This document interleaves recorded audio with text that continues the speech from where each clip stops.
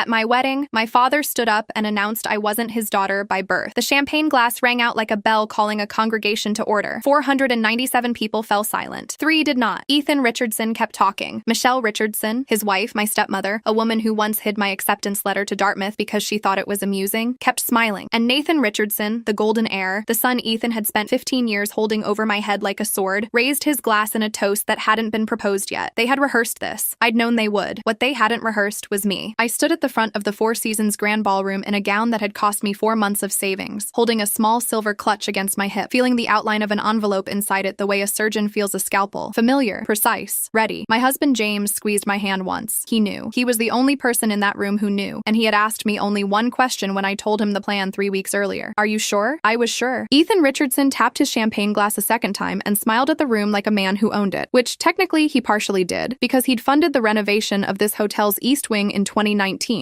and made sure everyone who mattered in Boston knew it. I'd like to say a few words, he said, about my daughter. He paused on daughter like it was a word he was trying on for size and finding it didn't fit quite right. I felt the clutch against my hip. Go ahead, I thought. You've been building to this for 15 years. Let me take you back. Because the moment I'm about to describe, the moment that ended the Richardson family as Boston's most envied dynasty, didn't start in that ballroom. It started in a storage unit in Waltham, Massachusetts, on a Tuesday afternoon in February 3 years earlier, when I broke a fingernail prying open a metal filing cabinet that hadn't been touched since my mother died. My name is Curtis Avery Richardson. Yes, that's actually my name. My mother, Diana Avery, had a poet's stubbornness and refused to give me a traditional girl's name, and I've spent 31 years either defending it or watching people's faces rearrange themselves into confusion when they hear it. My mother married Ethan Richardson when I was 2 years old. She was a paralegal with a gift for organization and a laugh that filled whatever room she was in. He was a rising star in Boston real estate with a jaw like a movie villain and ambitions to match. By the time I was old enough to understand what money meant, Ethan had built Richardson Developments into a $200 million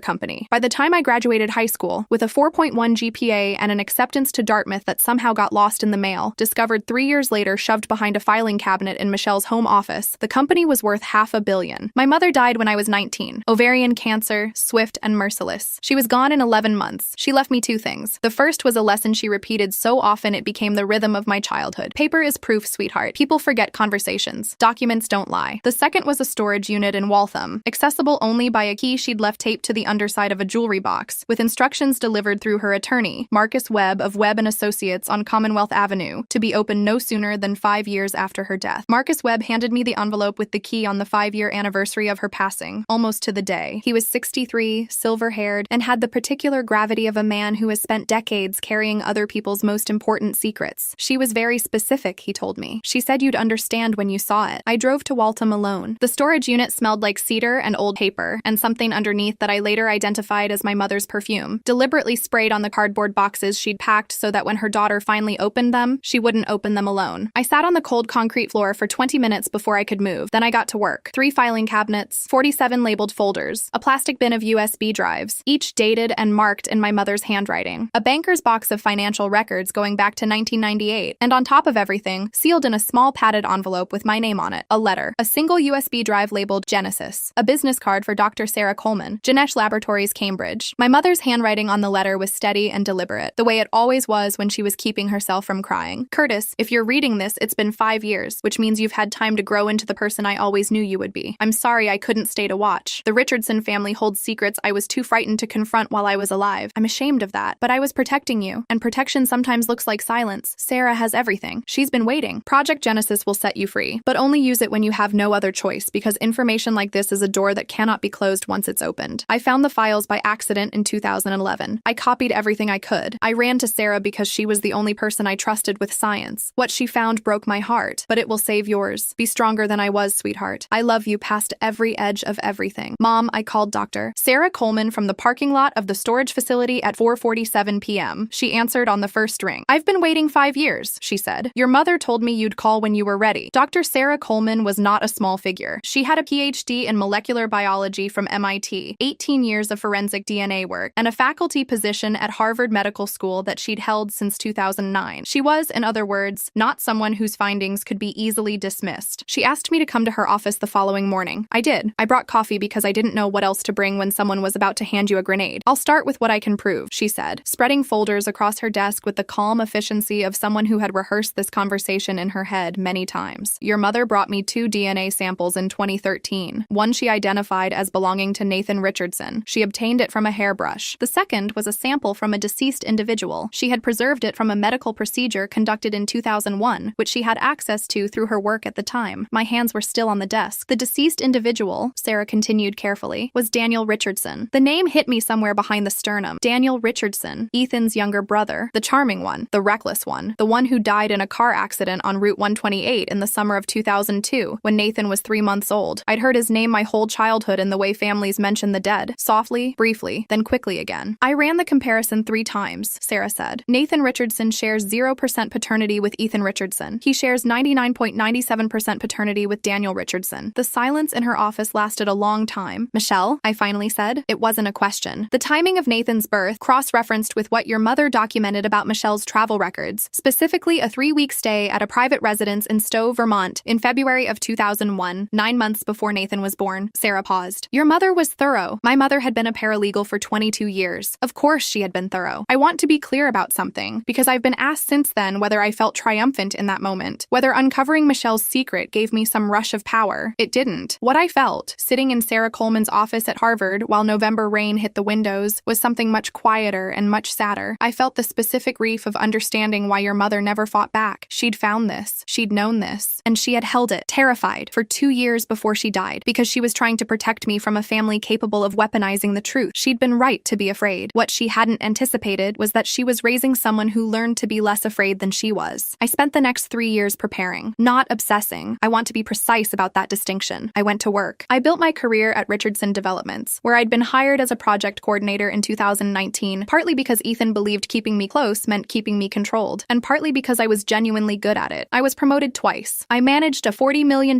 mixed-use development in the Seaport District. I documented everything. Every meeting where my ideas were presented by Nathan and attributed to him. Every performance review where Michelle, who sat on the board, questioned whether I was really committed to the company's long-term vision. Every time Ethan said, in that particular voice of his, the one that sounded generous while being anything but, "You're lucky to have the Richardson name. Don't forget that." I didn't forget. I filled 3 filing cabinets. My mother's daughter, all the way down. Marcus Webb, my attorney by then, reviewed everything. So did Patricia Hung, a forensic accountant with Hung & Partners who specialized in corporate misconduct. She found what I suspected. Systematic exclusion from profit-sharing structures I was legally entitled to under the trust documentation my mother had insisted on during her marriage. Documentation Ethan had apparently forgotten existed because he'd assumed my mother was just a pretty woman who trusted pretty paperwork. She was not. The trust entitled me to 17% of Richardson Development's net profits during my lifetime, contingent on my employment with the company. Ethan had been redirecting those disbursements for 9 years through a subsidiary shell company called Genesis Capital Holdings, a name that made me laugh out loud when Patricia showed me, because clearly the universe has a sense of irony, and routing them into a discretionary fund controlled jointly by Ethan and Michelle. The total, approximately $4.3 million.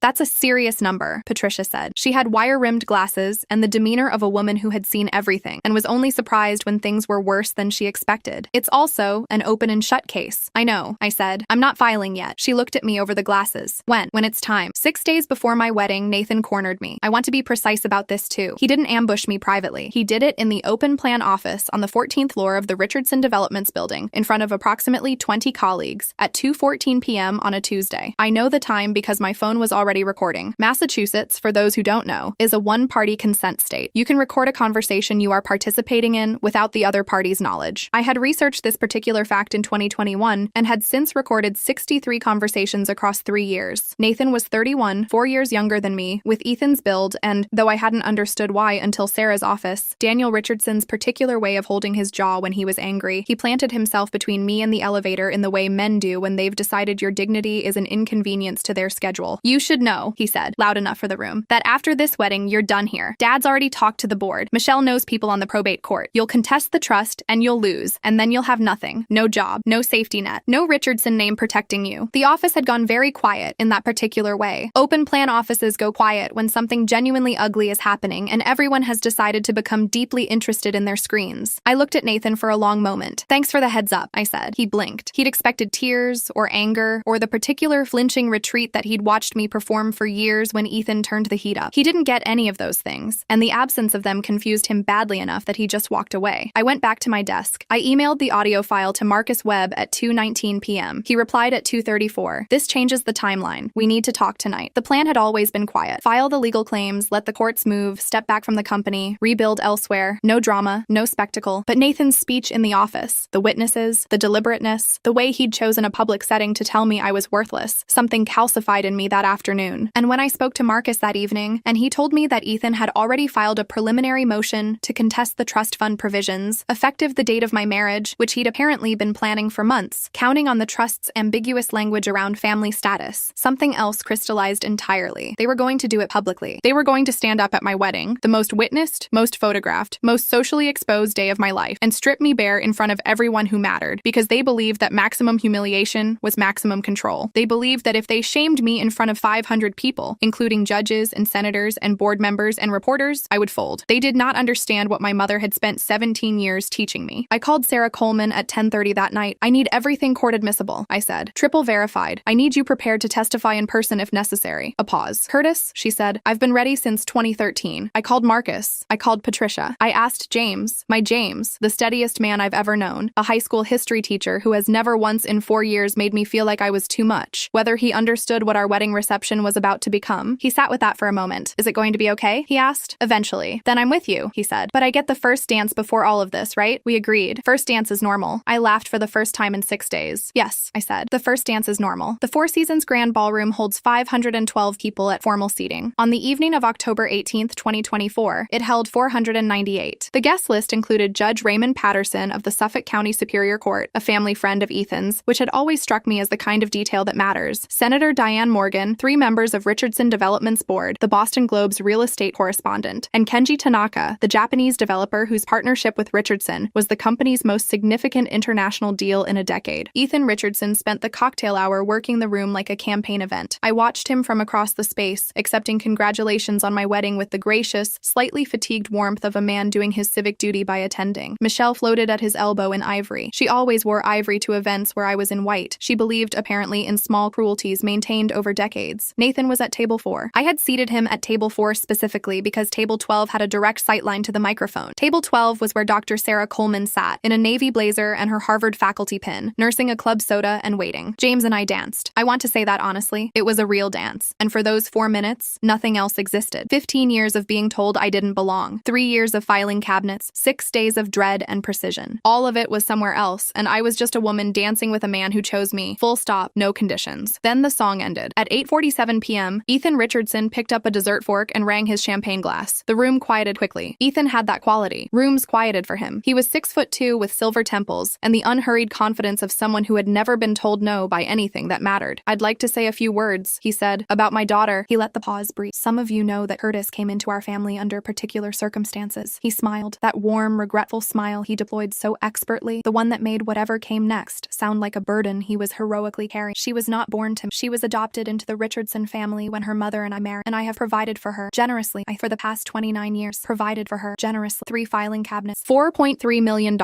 A Dartmouth acceptance letter behind a filing cabinet. Blood is blood, Ethan said. And while I love Curtis in the way one loves a ward, the Richardson name carries responsibilities that must be protected. To that end, I am announcing tonight, before witnesses, my intention to contest the existing trust provisions, effectively terminating all financial support, effective immediately. He let that land. Nobody raised their glass. Nobody except Michelle and Nathan, who lifted theirs in precise, practiced unison. Judge Patterson was looking at the tablecloth. Senator Morgan had gone still. Mr. Tanaka was watching Ethan with the politely unreadable expression of a man recalculating something important. I stood up. I want to tell you that I felt powerful in that moment, that I walked to the microphone with the confidence of someone who had already won. I didn't entirely. My hands were cold. My pulse was everywhere at once. I was acutely aware of my dress, my heels, the distance between my table and the microphone stand, and the 500 faces turning toward me like a field of flowers following the wrong light. But my chin was up. Ethan saw my face, and something flickered behind his eyes. The first hairline crack in a very long certainty. I took the microphone. Thank you, Ethan, I said. My voice came out steady. I hadn't been sure it would. Since we're sharing family details tonight, I opened my clutch. I removed the envelope. Michelle grabbed Ethan's arm. He shook her off. He was still smiling, still confident. He thought I had a counter document about the trust, something financial and dull that he could challenge in court for years. He had no idea. This is a document from Ganesh Laboratories in Cambridge, Massachusetts. I held it up, not dramatically, just clearly, the way you'd hold something in court. Test date, October 3rd, 2024. Subject, Nathan James Richardson. Nathan's phone slid off the table and hit the floor. Alleged paternal subject, Ethan Harlow Richardson. Michelle was shaking her head. Small, rapid movements, like a correction she couldn't stop making. Probability of paternity between Nathan Richardson and Ethan Richardson. The room had stopped breathing. I felt it. 500 people holding their lungs still simultaneously. 0%. A plate shattered somewhere near the kitchen entrance. I found out later it was a busboy who'd been listening and lost his grip. However, I continued, keeping my voice level, the laboratory was able to identify a 99.97% paternity match with a second subject. I looked at Ethan. Daniel Richardson, your brother, who passed away in August of 2002. What came out of Ethan Richardson in that moment was not a word. It was a sound, a low, broken exhalation that the microphone caught and carried across a silent room. The sound of a man's entire structural understanding of his own life fracturing all at once. He turned to Michelle. She was already dissolving. Daniel, his voice cracked. The microphone gave it back to 500 people. My brother, you were always traveling, she said. She wasn't speaking to the room. She'd forgotten the room existed. He was there. He was always there. The boy you raised as your son, I said, clearly and without inflection, is your nephew. Ethan sat down. Not the way people sit in chairs. The way puppets collapse when someone drops the strings. Nathan stood up. He was screaming. Something about falsified documents, about sabotage, about lawyers. The word lawsuit appeared several times. His voice was very loud and very frightened, and it filled the whole room. Judge Raymond Patterson, who had known Ethan Richardson for 22 years and attended his 50th birthday dinner, looked at Nathan across the ballroom and said, in a voice like closing a case file, "Sit down, son." Nathan sat down. Dr. Sarah Coleman rose from table 12. She did not raise her voice. She didn't need to. Harvard Medical School faculty with 18 years of forensic DNA work don't need to raise their voices in ballrooms. The room gave her its attention as naturally as it gives a river its path. The document is triple verified, she said. Methodology, chain of custody, and conclusions are court admissible. I am prepared to testify to that effect in any jurisdiction requested. Then she sat back down and returned to her club soda. What happened in the next 4 minutes I can describe in fragments, because my perception went strange in the way it does in moments of genuine magnitude, all the details very sharp and out of sequence. Board members huddling at table 7. I watched Graham Sellers, Richardson's CFO, lean toward Aiko Watanabe, the company's general counsel, with the expression of a man who has just realized the building he's standing in has a different owner than he thought. Senator Morgan backing away from the room, her chief of staff's hand on her elbow, both of them moving quietly toward the exit as though the floor were made of ice and sudden movements were inadvisable. Kenji Tanaka crossing the ballroom in a straight line toward me, navigating between tables and standing guests with serene, purposeful efficiency, stopping a foot away, tilting his head slightly, and saying in a quiet voice, "Miss Avery Richardson, I would like to schedule a meeting at your earliest convenience, without Mr. Richardson Sr. present." I said yes. Michelle was crying in that absolute, unconstrained way that people cry when they've stopped thinking about witnesses. The mascara, the sound, the way her shoulders shook. Ethan was beside her, and he wasn't touching her, and he wasn't looking at her. He was looking at Nathan, who had sat back down and gone very white and very still, the way people look when they're doing arithmetic on something enormous. And Ethan was staring at Nathan's face. He hadn't looked at Nathan's face in this particular way before. Or perhaps he had sometimes over 30 years, and explained it away, or not let himself follow the thought. The cheekbones, Ethan said. He was still seated. The microphone was no longer in his hand, but the room was so quiet it didn't matter. His voice reached every table. God, he has Daniel's eyes. He looked at me. I don't know what he expected. Maybe he thought I would look away. Maybe he thought I would soften. Yes, I said, he does. The wedding ended 3 hours later than scheduled. It didn't end badly, or rather, the part of it that was my wedding didn't end badly. James and I had our last dance at midnight, and it was good. And the people who had come for us and not for the Richardson name were there for it, and that was enough. The part of the evening that was a Richardson family detonation ended somewhat sooner. Michelle was taken home by a car she called herself. Ethan was driven away by his personal driver at 10:15 p.m., still wearing his $15,000 tuxedo. Nathan left between those two events alone in a rideshare, which I found out later because someone photographed him in it, and it briefly circulated on a real estate industry forum. Marcus Webb filed the financial claims against Richardson Developments on October 23, 2024, 5 days after the wedding. Patricia Hung's forensic accounting formed the evidentiary backbone. The trust violation case settled 11 months later for an amount my attorney asked me not to disclose publicly, except to say it included the $4.3 million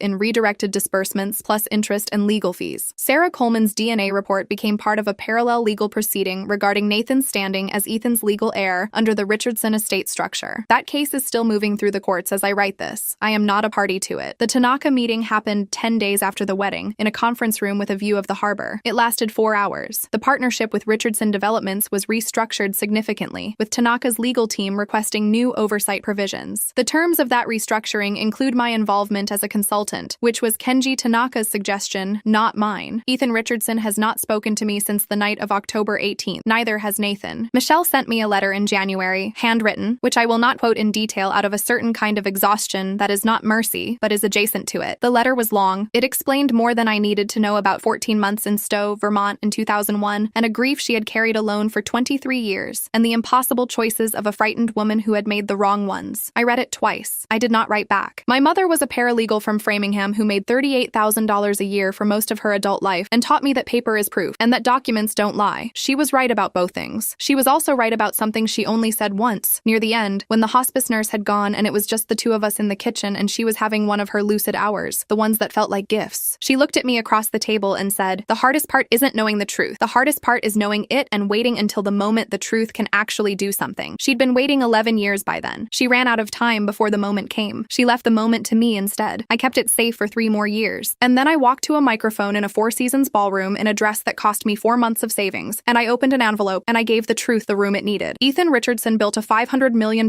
empire by making sure people knew what they owed him. He forgot to keep track of what he owed. Paper is proof. Documents don't lie. My mother taught me that. My mother was a paralegal from Framingham who made $38,000 a year for most of her adult life and taught me that paper is proof and that documents don't lie. She was right about both things. She was also right about something she only said once, near the end, when the hospice nurse had gone and it was just the two of us in the kitchen and she was having one of her lucid hours, the ones that felt like gifts. She looked at me across the table and said, "The hardest part isn't knowing the truth. The hardest part is knowing it and waiting until the moment the truth can actually do something." She'd been waiting 11 years by then. She ran out of time before the moment came. She left the moment to me instead. 6 months after the wedding, I stood in the storage unit in Waltham for the last time. I'd moved everything out. The filing cabinets, the banker's boxes, the USB drives. All of it had served its purpose. The legal claims were settled. The forensic accounting had produced a wire transfer into an account with my name on it. The Tanaka partnership had been restructured with new oversight provisions and my name on a consulting agreement. Richardson Development still existed, but it existed differently now. Smaller, quieter, without the particular confidence that comes from believing you will never be held accountable. I kept one thing from the storage unit, the letter my mother wrote me. I folded it back into its envelope, put it in my coat pocket, and drove home to James, who was grading papers at the kitchen table with a cup of tea gone cold beside him, the way he always does on Thursday evenings, reliable as gravity. He looked up when I came in. "Done?" he asked. "Done," I said. He nodded, went back to his papers, and I sat down across from him and watched him work for a while, the lamp warm between us, the city quiet outside. Ethan Richardson never called. I didn't need him to. Some people spend their whole lives waiting for the person who dismissed them to finally see them clearly. I understand that hunger. I lived inside it for 15 years. But somewhere between the storage unit and the microphone and everything after, I stopped needing Ethan Richardson to understand what he'd lost. I already knew what I had. My mother taught me who I was long before Ethan Richardson got the chance to tell me who I wasn't. That was always going to be enough. That was always going to win.